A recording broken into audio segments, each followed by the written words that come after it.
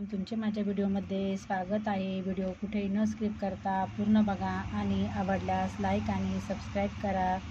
तर तुम्ही बघू शकता एक सुंदरसं असं नारंगी कलरचं फूल आलेलं आहे आणि भरपूर अशा गुच्छाच्या स्वरूपात कळ्या आलेल्या आहेत आणि भरपूर आता फुलं येणार आहेत, कारण ह्या प्लांटची सुरुवात साधारणतः ऑक्टोबरपासून फुलं येण्यास सुरुवात होते ते मार्च ते एप्रिलपर्यंत भरपूर असे गुच्छाच्या स्वरूपात फुलं राहतात। आणि या फुलाचं एक वैशिष्ट्य म्हणजे एकदा आलेलं फूल एक महिनाभरसुद्धा सुकत नाही, महिनाभर जसंची तसं या प्लॅन्टचं फूल राहतं।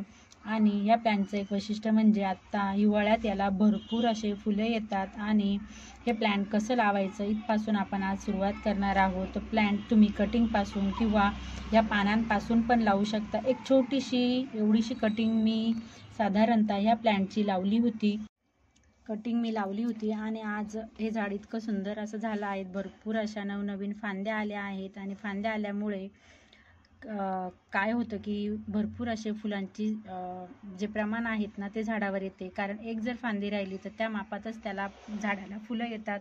आणि जास्त जर डेरेदार किंवा बुशी जर आपलं प्लॅन्ट झालं तर जेवढ्या फांद्या असल्या तेवढ्या आपल्या झाडाला फुलं येतात।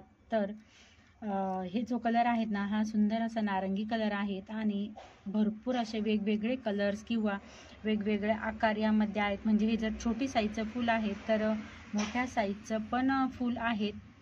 आणि माझ्याकडे 4-5 प्लॅन्ट आहेत। तुम्ही माझ्या मागच्या व्हिडिओमध्ये जर गेले तर तुम्हाला कळेल माझ्याकडे बरेच वेगवेगळे कलर्स आहेत। तर आज हे पहिल्यांदी हे प्लॅन्टला फूल आला आहे, इतरही सगळ्या झाडांना माझ्या भरपूर अशा कळ्या आलेल्या आहेत। तर आज आपण पहिल्यांदी तर त्याच्या मातीविषयी बोलणार आहोत। तर या झाडासाठी माती ही भरपूर अशी वाळू मिश्रित लागते, म्हणजे जर तुम्ही पाणी टाकलं तर त्याचं पाणी लगेच ड्रेन होऊन गेलं पाहिजे, त्यामध्ये थांबलं नाही पाहिजे। जर पाणी थांबलं आणि माती जर जास्त ओली जर राहिली तर त्याच्या मुळ्या पूर्ण खराब होऊन जातात। त्यासाठी तुम्ही याला भरपूर प्रमाणात वाळू टाका, वाळूमध्ये लवकर मुळ्या येतात आणि आपलं झाडही छान राहतं। तर तुम्ही साधारणतः 40% वाळू घ्यायची, त्याच्यानंतर 40% गार्डन सॉईल घ्यायची, शेणखत घ्यायचं आणि त्याची माती तयार करायची। तुम्हाला कटिंग जर लावायची असेल तर तुम्ही पानापासून पण कटिंग तयार करू शकता आणि झाडाचा थोडासा शेंडा जर तोडला तर यापासून सुद्धा नवीन प्लॅन्ट तयार करू शकता। तर तुम्ही म्हणाल पानापासून कसं तयार करायचं, तर हे जे पान आहेत ना हे पान जर तुम्ही झाडाचं तोडलं आणि मातीमध्ये लावलं तर मातीमध्ये त्याला झटपट मुळ्या येतात आणि त्याला नवीन पालवी फुटते आणि आपलं नवीन प्लॅन्ट तयार होते।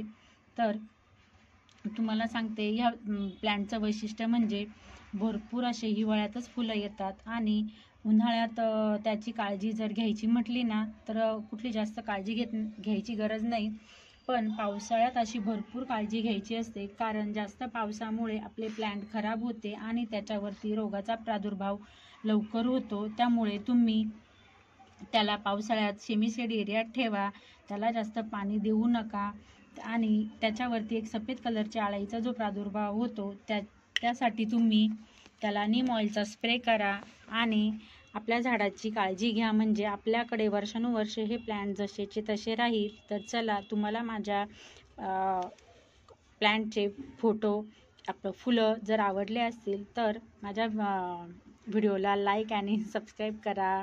चला तर मग बाय, भेटू पुढच्या व्हिडिओमध्ये।